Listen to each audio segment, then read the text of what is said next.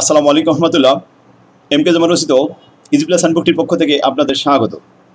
আজকের টিটেলের বিষয় risk and রিটার্নের অষ্টম ক্লাস। বিগত 7টি ক্লাসে আমরা এই অধ্যায়ের 8টি ফরম্যাট এবং 2005 সালের বোর্ড প্রশ্ন পর্যন্ত আমরা সমাধান করেছিলাম। আজকের ক্লাসে আমরা 2006 সাল এবং 2007 সাল এই দুইটি সালে যে সমস্ত প্রশ্নগুলো এসেছে সেগুলো সমাধান করব। তাহলে চলুন আমরা প্রথমে 2006 সালের প্রশ্নটা দেখি আমাদের বই থেকে। 2006 সালের প্রথম প্রশ্নটি বলা আছে, assuming both portfolio A and B are well diversified that expected rate of return এর মান 0.135 and expected rate of return of B 0.148। এখানে expected rate of return এর মান দেওয়া রয়েছে দুইটা পোর্টফোলিওর। If the economy has only one factor and beta of A = 1.00 R beta of B = 1.20, সেক্ষেত্রে দেখুন আমাদের বের করতে বলা হচ্ছে what must be the risk free rate. যখন রিস্ক ফ্রি রেট করতে বলা হয়েছে তাহলে এটা সিএপিএম এর সূত্র, অর্থাৎ 7 নম্বর ফরম্যাটের সূত্র। 7 নম্বর ফরম্যাটে সিএপিএম এর রিস্ক ফ্রি থাকে। এখানে 4টা অংশ থাকে, expected rate of return, risk free, market return আর বেটা। এর মধ্যে যে কোনো একটি মান দেওয়া থাকবে না, 3টি মান দেওয়া থাকবে, যেটা দেওয়া থাকবে না সেটা বের করতে হবে।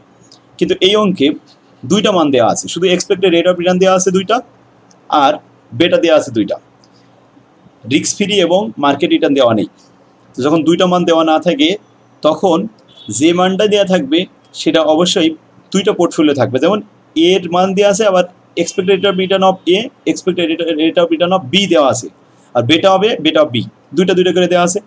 এতে আমরা রিস্ক ফ্রি এবং মার্কেট রিটার্ন যেটাই জিজ্ঞেস করবো এখন আমরা বের করতে পারবো।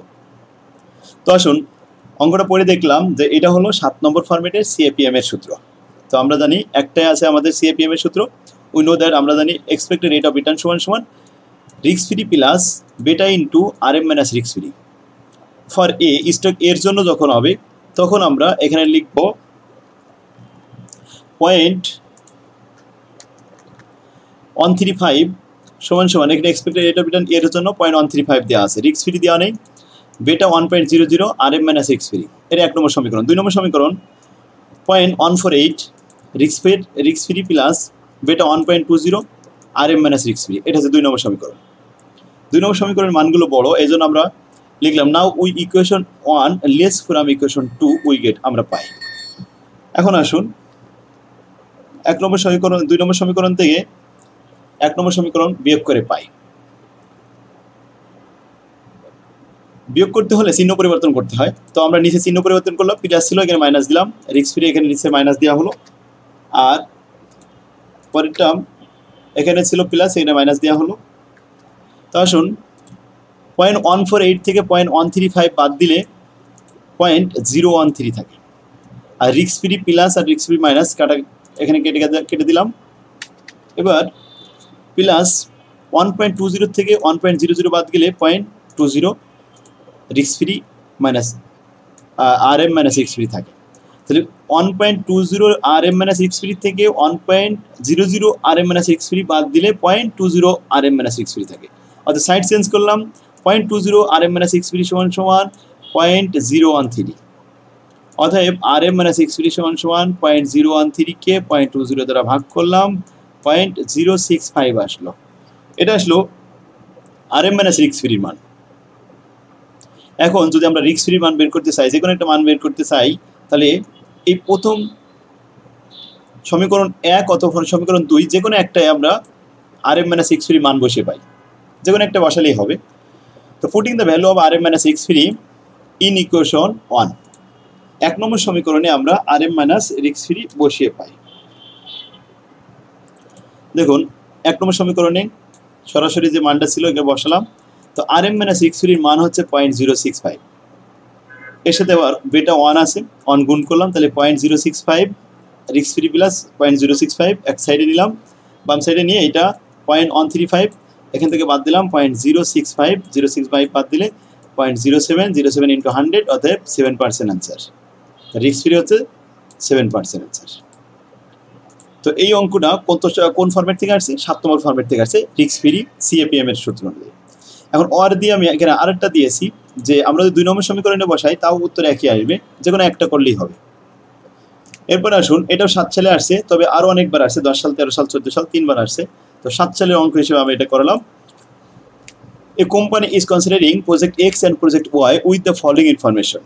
Return project X probability দেওয়া আছে, রিটার্ন দেওয়া আছে, probability Y project Y probability এবং রিটার্ন দেওয়া আছে আলাদা করে। 3টে রিকোয়ারমেন্ট চাওয়া হয়েছে, এটা 10 মার্কের। Calculate the expected value of the return for each of the 2 project. 2টা প্রজেক্টে আলাদা আলাদা করে এক্সপেক্টেড রিটার্ন বের করতে হবে। যদি প্রবাবিলিটি আসে তাহলে 1 নম্বর ফরম্যাটের এক্সপেক্টেড রেট অফ 2 নম্বর ফরম্যাটের expected rate of return probability সহ আমরা এটা বের করব। কয় নম্বর ফরম্যাট? 2 নম্বর ফরম্যাটের 1 নম্বর বেসিস। আচ্ছা, তাহলে আমরা প্রবাবিলিটি পেয়ে গেছি এখানে আর আই পি আই। তো আর আই যেহেতু অনেকগুলো আর আছে, পিও দেওয়া রয়েছে, প্রত্যেকগুলো কয়টা দেওয়া আছে এখানে? 5টা। R1 P1, R2 P2, R3 P3, R4 P4, R5 P5 লিখলাম। এখানে আমাদের প্রথম 40%-এর সাথে 0.1 গুণ করলাম, 10%-এর সাথে 0.2 গুণ করলাম, তারপরে 0%-এর সাথে 0.1 গুণ করলাম, -5-এর সাথে 0.2 গুণ করলাম, এর -10-এর সাথে 0.10 গুণ করলাম। গুণ করে এগুলো আমরা যোগ বিয়োগ করলাম, যে 2টা লাস্টে মাইনাস হয়েছে আর প্রথম 2টা প্লাস হয়েছে। যোগ, এখন আমরা যোগ করে দেখলাম যে এখানে 4% হয়, সুতরাং এই 4% হলো এক্সপেক্টেড রেট অফ রিটার্ন, এটাই অ্যান্সার। 2 নম্বরে বলা হচ্ছে যে এখানে 40%, 20%, 10% আছে, তো প্রবাবিলিটি দেওয়া আছে, তার 40-এর সাথে 0.10 গুণ হবে, আর তারপরে 20%-এর সাথে 0.2, 10%-এর সাথে 0.4, 0-এর সাথে 0.2 আর -20%-এর সাথে 0.10। এটা আমরা গুণ করে যোগ করলাম, এখানে ক্যালকুলেশন করে দেখলাম যে এখানে আমাদের মান আসে 10%, অ্যান্সার। 2 নম্বর প্রশ্ন, calculate the standard deviation for each of the 2 project. 2টা প্রজেক্টে স্ট্যান্ডার্ড ডিভিয়েশন দেখাতে হবে। উপরে আরেকটা কথা ছিল, which provide the largest expected rate of return, বড় কোনটা? তাহলে এখানে একটা হচ্ছে 4%, একটা হচ্ছে 10%, তাহলে বড় কোনটা? ওয়াই। তো project Y provide the largest expected rate of return. Standard deviation বের করবো।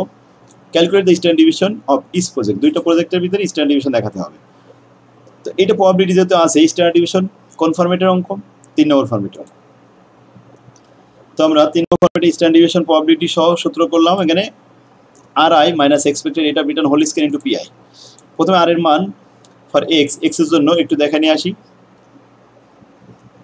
এই 40%, 10%, 5 0 -5 -10, এই 5টা প্রত্যেকটা এক্সপেক্টেড রেট অফ রিটার্ন বাদ যাবে 4, আর প্রবাবিলিটি গুণ হবে। দেখুন 40 থেকে 4 বাদ দিয়ে হোল স্কয়ার ইনটু 0.10, তারপরে 10 থেকে 4 বাদ দিয়ে হোল স্কয়ার ইনটু 0.2, 0 থেকে 4 বাদ দিয়ে হোল স্কয়ার ইনটু 0.1, এরপরে 5% মাইনাস, আবার মাইনাস আছে 4%, এর সাথে হোল স্কয়ার করে 0.20, এরপরে -10 আবার -4 হোল স্কয়ার ইনটু 0.2। ক্যালকুলেশন করলাম, ক্যালকুলেশন করে মানগুলো বসালাম, 13.20%, 13.20%, অ্যান্সার। এরপরে ওয়াইতে একই অবস্থা, 40 থেকে 10 বাদ দিয়ে হোল স্কয়ার ইনটু 0.2, 20 থেকে 10 বাদ দিয়ে হোল স্কয়ার ইনটু 0.2, এইভাবে আমরা ক্যালকুলেশন করলাম, তাতে আমাদের ফলাফল 14.83%। এখানে জিজ্ঞেস করা হচ্ছে কোনটা বড় বা ছোট, which appear have the greater risky. তো বড় রিস্কি কোনটা? যার স্ট্যান্ডার্ড বড় তার রিস্কি বড়। এখানে একটা হয়েছে 13 এক্স এর জন্য 13.20, আর ওয়াইতে হয়েছে 14.83, তাহলে ওয়াই হচ্ছে এখানে greater risky. Stock Y is appear to have the greater risky because their standard division is higher. CV হলো স্ট্যান্ডার্ডকে এক্সপেক্টেড রেট অফ রিটার্ন দ্বারা ভাগ করে 100 গুণ করলাম, এতে আসলো 330%। আর ওয়াইতে স্ট্যান্ডার্ড ডিভিশনকে এক্সপেক্টেড রেট অফ রিটার্ন দিয়ে ভাগ করে 100 গুণ করলাম, এতে আসলে 148.30%, অ্যান্সার। এর মধ্যে আবার কমেন্টস দেওয়া হয়েছে যে which appears to have the greater relative risky. এর মধ্যে আবার বড় রিস্কি কোনটা? যার সিবি বড় সেটা গ্রেটার। এখানে সিবি আছে একটা 330, একটা আছে 148, তাহলে এক্স হলো গ্রেটার রিস্কি। এখানে লিখলাম stock X is the appear to have the greater risk because their CV is higher. এরপরে আসুন 7 সালে আরেকটা অঙ্ক, stock X and stock Y have the following probability distribution. Probability দেওয়া আছে, এই প্রবাবিলিটি এক্স এবং ওয়াই দুইজনের জন্যই। প্রশ্ন করা আছে an investor seek your opinion as to which stock he should invest his money in. একজন বিনিয়োগকারী কোন স্টকে সে বিনিয়োগ করতে রাজি হবে, পছন্দ করবে। এবং বলছে which stock would you recommended that investor buy, এই ইনভেস্টরের ক্রয়ের জন্য আমরা কোনটা রিকমেন্ড করব, নির্দেশনা দেবো। এই ধরনের প্রশ্ন উত্তর দিতে গেলে এখানে কোনো রিকোয়ারমেন্ট চাওয়া হয়নি, শুধুমাত্র বাছাই করতে হবে কোনটা ভালো কোনটা অ্যাকসেপ্টেবল। এটা এই ধরনের প্রশ্ন উত্তর দিতে গেলে আমাদেরকে প্রথমে 3টে স্টেপ করতে হবে। প্রথমে এক্সপেক্টেড রেট অফ রিটার্ন বের করতে হবে, তারপরে স্ট্যান্ডার্ড ডিভিশন করতে হবে, তারপরে সিবি করতে হবে। সিবি যার ছোটো সেটা আমাদের জন্য ভালো। তো এইটা আমি অবশ্যই এখানে লিখে দিয়েছি স্টেপ 1, 2, 3। প্রথমে এক্সপেক্টেড রেট অফ রিটার্ন, তারপরে স্ট্যান্ডার্ড ডিভিশন, তারপরে কোএফিসিয়েন্ট অফ ভেরিয়েশন। যেটার সিবি ছোটো সেটা আমাদের জন্য অ্যাকসেপ্টেবল। উই নো দ্যাট, আমরা জানি expected rate of return RI PI summation করে দিলাম। তাহলে R1 P1, R2 P2, R3 P3, R4 P4 এবং R5 P5 5টা মান ছিল। -10%-এর সাথে 0.10 গুণ, 2-এর সাথে 0.20 গুণ, 12-এর সাথে 0.4 গুণ, 20%-এর সাথে 0.2 গুণ, এরপরে 38%-এর সাথে 0.10 গুণ। গুণ করে আমরা এখানে ক্যালকুলেশন করে দেখি -1% হয়েছে, পরেরটা হয়েছে 0.40%, এরপরে 4.80%, তারপর 4%, 3.80%, সব মিলে যোগ করেছে কত 12%। এই 12%ই হলো আমাদের এক্সপেক্টেড রেট অফ রিটার্ন। এবার আসি রিটার্ন অফ ওয়াই। এখানেও পাঁচটা মান ক্যালকুলেশন করে ফলাফল দেখলাম এখানে 14%। এখানে কোনো কমেন্ট করতে বলিনি, শুধু বলেছে এক্সপেক্টেড রেট অফ রিটার্ন দেখাতে হবে। প্রথমে এক্সপেক্টেড রেট অফ রিটার্ন বের করলাম। এবার standard division, step number 2, calculation of standard division. RI minus expected rate of return whole square into PI। আর এর মান আমরা প্রত্যেকটা দেখেছি, প্রথমটা ছিল -10%, মাইনাস এখানে আমরা একটু দেখাই নিয়ে আসি, -10%, এখান থেকে মাইনাস করবো expected rate of return 12 whole square into PI 10%। পরেরটা 2% - 12% whole square into 0.2, 12% - 12% whole square into 0.4, 20% - 12% whole square into 0.2, 38% - 12% whole square into 0.10। এবার ক্যালকুলেশন করে পেলাম আমরা এখানে 12.20%। অ্যান্সার শেষ। এটা আমাদের স্ট্যান্ডার্ড ডিভিশন হলো একটা এক্স। এবার ওয়াই আমরা ক্যালকুলেশন করলাম, এখানে আসছে 20.35%। লাস্ট 3 নম্বর স্টেপ হলো সিবি হলো standard division divide by expected rate of return into 100। Standard division আমরা এখানে দেখেছি 12% আসছে, তার মানে 0.122 এভাবে লেখা যায়, আর ডিভাইড বাই 12% ইন্টু 100, এতে আসে 101.67%। আচ্ছা, এবারে ওয়াইতে আসছে 20 কত আসছে 20.35, তার মানে এটাকে 0.2035 ডিভাইড বাই 0.14 মানে 14% দিয়ে ভাগ করে 100 গুণ করলাম, 145.36%। এখানে 145 আর এখানে আছে 101। এখন কোনটা আমাদের জন্য ভালো, যেটা সিবি ছোট সেটা আমাদের জন্য ভালো। তাহলে সিবি উপরেটা ছোট হয়েছে extra. The investor invest his money in stock X because their CB is lower than stock Y. Y থেকে CB লোয়ার আছে X এর, সুতরাং ওইটা আমাদের জন্য বিনিয়োগকারীর জন্য ভালো। তাহলে এই ছিল আমাদের 7 সাল পর্যন্ত আজকের ক্লাস। আগামী ক্লাসে আমরা 8 সাল এবং 9 সাল এই দুটো সাল সমাধান করব। ঠিক আছে, ততক্ষণে আপনারা ভালো থাকুন। আজকের ক্লাস আমাদের এখানে শেষ হলো। আল্লাহ হাফেজ, আসসালামু আলাইকুম ওয়া রাহমাতুল্লাহ।